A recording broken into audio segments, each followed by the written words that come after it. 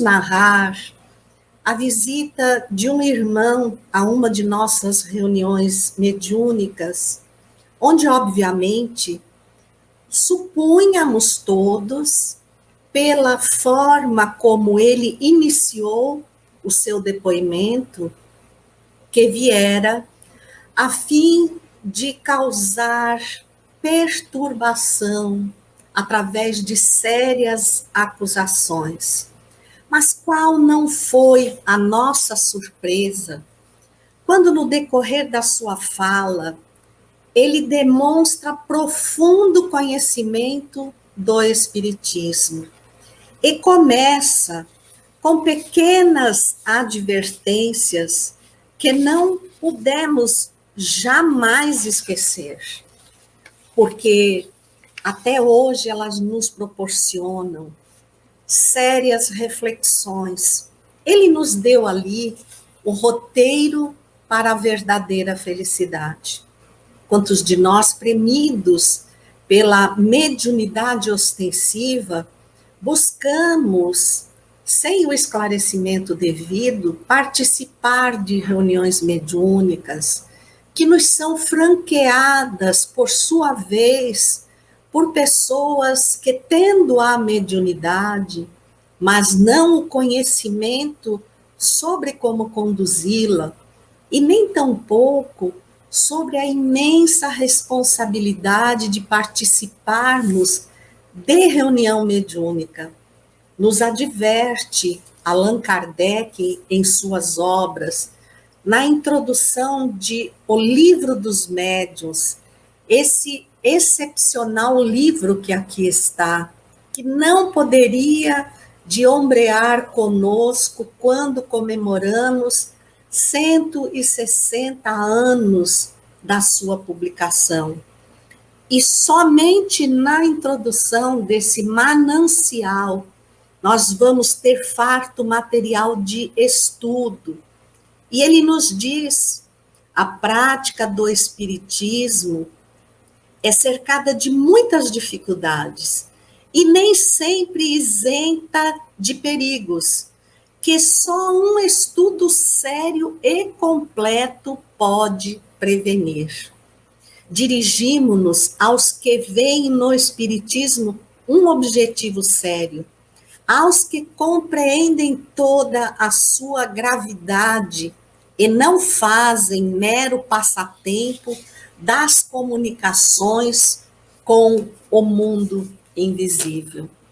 E aí vem esse espírito e nos diz assim: eu ouvi na prece inicial vocês rogarem aos benfeitores espirituais que vos multiplique a boa vontade, porque se conduzem à reunião com todo o espírito de serviço, mas reconhecendo as graves deficiências que ainda vos cercam o espírito, e sabendo que elas serão suficientes para se tornarem frágeis diante das investidas de supostos espíritos obsessores, que tentam atingir por todos os meios o progresso das reuniões mediúnicas sérias, com fundamento positivo, e vocês rogam,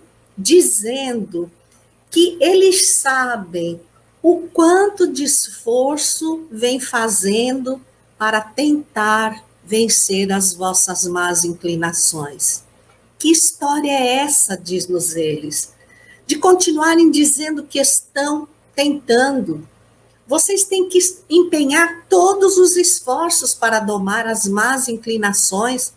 Não é dessa maneira que são definidos os bons espíritas? E causou uma impressão espantosa em todos, como ele fazia citações claras, precisas, algumas vezes remetendo-se às obras para nos advertir. E ele continua: eu ainda não estou preparado, ainda não me sinto fortalecido para empenhar esse esforço, porque sou mal há muito tempo. Infelizmente, o mal eu sei fazer com perfeição, com convencimento, com empenho. Eu quero, agora eu decidi que quero mudar, e é por isso que estou estudando. E estou estudando com vocês. Então não corre o menor risco de que eu traga aqui algum material que vocês desconheçam. Vocês pedem ajuda para serem melhores, mais ajuda. A reencarnação que vos foi oferecida é uma bênção incomparável. Todas as medidas justas foram tomadas pelo amor e pela misericórdia de Jesus, através de benfeitores espirituais. Vocês foram adestrados anteriormente à reencarnação, por dezenas de anos. O que é que vocês estão pensando? Que vão conseguir as coisas sem um verdadeiro esforço, um sacrifício, por assim dizer, apenas com o auxílio dos benfeitores espirituais? Não, eu digo para vocês, quando nós beneficiamos o outro com um bem, nós estamos beneficiando a nós mesmos. E o que é que vocês têm vindo fazer aqui? Vocês têm vindo trazer o esclarecimento pontual através de conhecimento, de discurso comovente, muito claro. Mas se ainda não conseguiram elaborar a obra em vocês mesmos, domando as más inclinações, percebem que não são exemplo para nenhum de nós, e nos remete a Kardec, no Livro dos Espíritos, quando habilmente, na pergunta 909, ele questiona se é possível domar as más inclinações quando ainda estamos a caminho, estamos inseridos na reencarnação. Porque é óbvio que a densidade do nosso corpo físico, ela tem que ser maior do que a do nosso perispírito, para ser resistente, não ter a plasticidade que tem o corpo espiritual, para se transformar sob a ação imediata dos nossos pensamentos.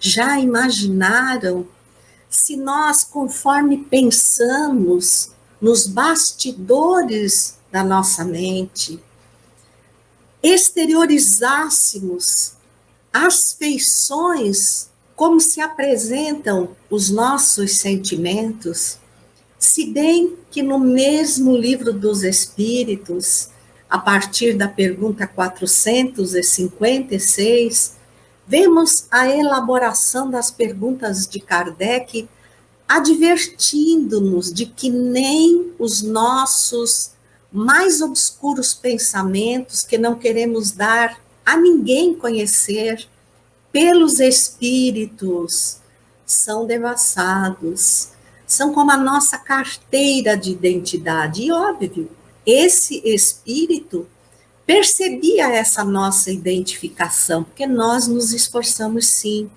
mas não o suficiente. É essa a resposta dada a Kardec.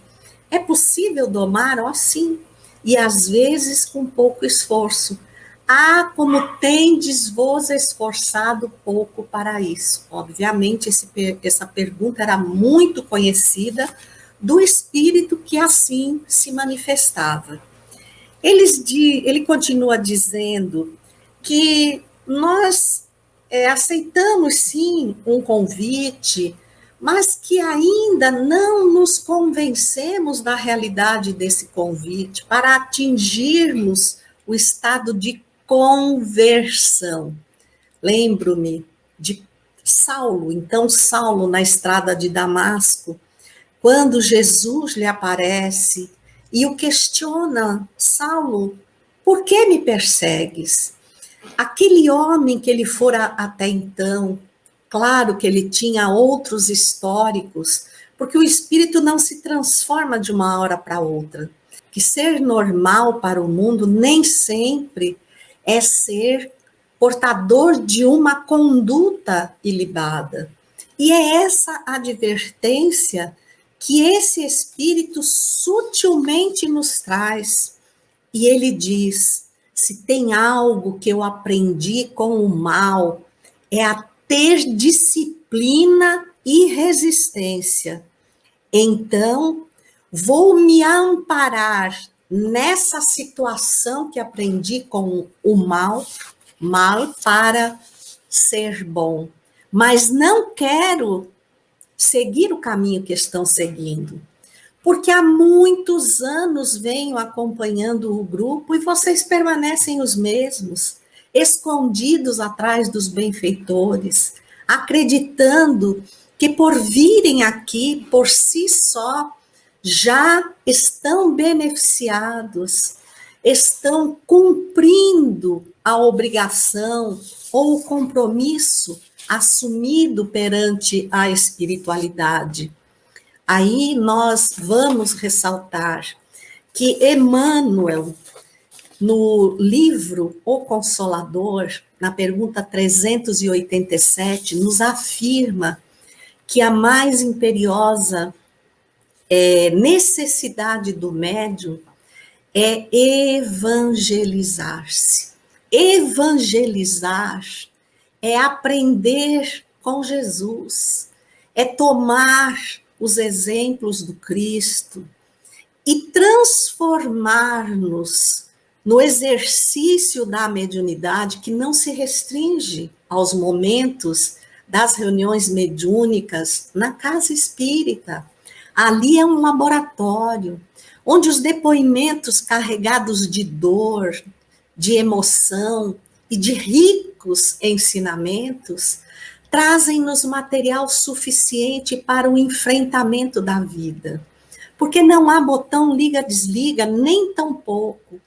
O mundo espiritual iria depositar tanta responsabilidade, nem arquitetar um cérebro exatamente planejado, equipado para exteriorizar a mediunidade, para utilizar 1, 2 vezes por semana em períodos adrede estabelecidos e de curta duração.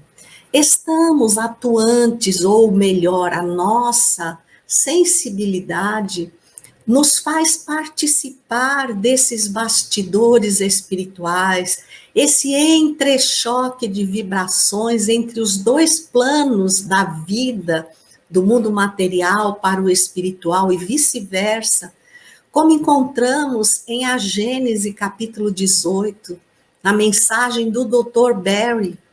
Então é óbvio que conforme nos conduzimos, carregando conosco todo tipo de inclinação, aproximamos de nós, imantamos a nós espíritos de igual teor.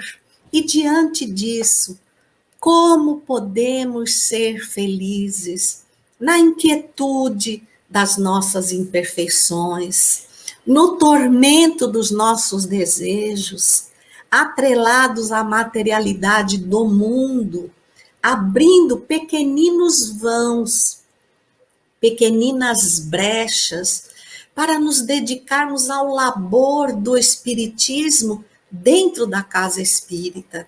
E nos desobrigarmos, ou pensarmos que nos desobrigamos, quando dela nos ausentamos de retorno à vida comum, à vida diária, de convivência com os nossos familiares, no nosso ambiente de trabalho. No livro Seara dos Médiuns, na lição Ser Médium, que é imperdível, que faz uma abordagem clássica de todos os temas que estão sendo colocados aqui, Emmanuel nos diz que ser médium é ser uma espécie de ajudante do mundo espiritual, fazendo com que os nossos responsáveis descansem a cabeça, porque nós saberemos como nos conduzir. Mas a que tipo de espíritos nós estamos nos confiando como ajudantes? E mais, no livro Emmanuel, muitos não encontram mais esse livro, no capítulo 11, Mensagem aos Médiuns, Emmanuel novamente nos diz que, em grande generalidade, nós não somos missionários, nós somos almas que fracassaram desastradamente. Então, não basta o fracasso, ele foi desastrado, que contrariamos sobremaneira as leis divinas e que estamos tendo a oportunidade, sob severos compromissos, de resgatarmos-nos da escuridão a que nos atiramos. O médium, aquele equipado dos recursos, e eu me refiro não somente aos médiuns ostensivos, e quanto aos recursos, eu digo acima de tudo o recurso do conhecimento, do trabalho efetivo dentro da casa espírita, porque vemos multiplicarem-se pessoas hábeis fora da casa espírita, mas que dispensam tanto labor ao mundo material, atiram-se à conquista de tantos valores da materialidade. Uma hora é porque estão cursando uma universidade, outra é porque casam, outra é porque estão investindo na carreira, e nós vamos postergando esse trabalho efetivo, o colocar em prática, ou pelo menos aprender, como nós aprendemos com esse espírito, o que significa o colocar em prática. E o esforço sacrificial que ele vinha fazendo nesses anos e que já o convencera de que era a hora de deixar efetivamente o caminho do mal. E ele estava se rendendo ao bem, mas compromissado em fazer o esforço de transformação que esse bem, através da claridade do Espiritismo, vinha lhe dizer. E o livro Nos Domínios da Mediunidade nos acresce e nos prova, acima de tudo, que exatamente quando fizermos esse esforço, sem deixarmos as nossas responsabilidades materiais, mas estarmos vinculados à luta de vencer a nós mesmos, estaremos, por nossa vez, credenciados por benfeitores que nos centuplicarão as forças, porque nós realmente dizemos nas orações: Senhor, queridos benfeitores espirituais, aqui estamos, vocês sabem, com muito sacrifício, porque o trabalho é exaustivo, mas viemos, estamos aqui. Mas e o esforço? O esforço de dentro, que vai nos clarear o horizonte, vai nos ensinar a sermos felizes com o que tivermos e não dependendo do que temos. Não é essa a maior alegria que Ivone do Amaral Pereira disse e que Larissa nos trouxe, quando ela relata que as únicas alegrias que ela teve em sua vida foram no estreito convívio com a espiritualidade, desvestida de valores materiais, porque a sociedade nos cobra. Então, uma pessoa que não tinha uma mesa, que escrevia no chão, que escrevia em papel de pão, que passou todas as adversidades e nunca usou como desculpa para não cumprir, ela não tinha apegos. O apego dela era ao alto. E por isso, desveladamente, assim como Zilda Gama, tão pouco lembrada e citada no nosso espiritismo, no nosso movimento espírita. E aí, no capítulo 16, Nos Domínios da Mediunidade, intitulado Mandato Mediúnico, André Luiz nos diz assim, que vemos no planeta milhões de criaturas sob as teias da mediunidade torturante. Torturante. Nós vemos, por exemplo, médiuns agora dizendo que se sentem torturados, desequilibrados, pela ação dos espíritos que não estão tendo a ventura de serem auxiliados nas reuniões mediúnicas. Então, quando supervalorizamos a nossa presença, nós nos mantemos à margem do que realmente precisamos para continuarmos servindo a Jesus com alegria e felicidade. Então, milhões de criaturas, milhares detendo possibilidades psíquicas apreciáveis, muitas, olha como vai decaindo, tentando o desenvolvimento dos recursos dessa natureza, e raras, obtendo um mandato mediúnico, o trabalho da fraternidade e da luz. A mediunidade sublimada é serviço que devemos edificar, ainda que essa gloriosa aquisição nos custe muitos séculos. Nós aprendemos que não podemos aguardar a felicidade, senão na medida em que avançamos no domínio das nossas imperfeições. Aos espíritos imperfeitos, tudo é talhado pela sua própria imperfeição. Então, nós consideramos, neste breve momento que temos de exposição, que a maior felicidade para o servidor da mediunidade e a conquista dela se dá em estarmos aptos, através desse esforço contínuo, para a qualquer momento que sejamos convocados para a tarefa mediúnica, desprendidos do sono, no momento em que nossas casas permanecem cerradas, nós não necessitemos de advertências como este Espírito veio nos oferecer e que foram profundamente valiosas para nós. Nós encerramos esta primeira parte dizendo que um jovem universitário americano, inscrito num programa no transcorrer das férias, como o antigo projeto Rondon, que levava esses universitários às comunidades desamparadas para receber-lhes o impulso, ele também passou a fazer parte desse trabalho junto a comunidades indígenas. E nesse vai e vem, ele começou a criar laços afetivos com um rapaz que permeava pela sua própria idade. Ele residia em Nova York. E depois de alguns anos, convidou o jovem para conhecer a grande metrópole, acompanhá-lo, guardando consigo a certeza de que o deixaria extasiado.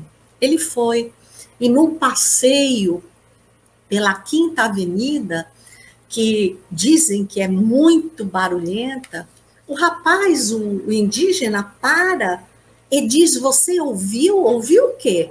Um grilo cantando? E o universitário gargalha e diz: não me venha dizer que você escutou um grilo em plena Quinta Avenida. Não apenas escutei, como sei exatamente onde ele está. E dirigiu-se, aguçando os seus ouvidos, para um pequeno canteiro aberto naquela floresta de cimento armado, e ali estava extasiante e feliz o grilo, cantando talvez louvores à natureza que lhe preservara um pequeno refúgio. O universitário ficou espantado e adiantou o passo. E o jovem índio, muito sábio, deixou cair uma pequena moeda de forma proposital, quando o amigo diz, você ouviu? E o índio, ouvi o quê? Eu ouvi uma moeda caindo.